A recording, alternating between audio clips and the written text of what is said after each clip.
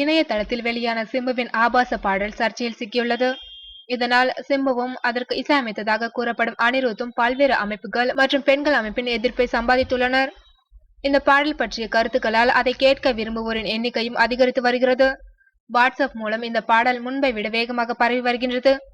இந்நிலையில் இது குறித்து கருத்து கூறிய ஸ்னேகா, ஒரு பாடலை பிரபலமாக்குவது நாம் தான். பெண்களை பெருமையாக வர்ணிக்கும் பாடல்களும் இருக்கின்றன. அடிடா அவள என்பது போன்ற பாடல்களும் வந்துள்ளன. இதையெல்லாம் யாரும் கண்டுகொள்ளவில்லை.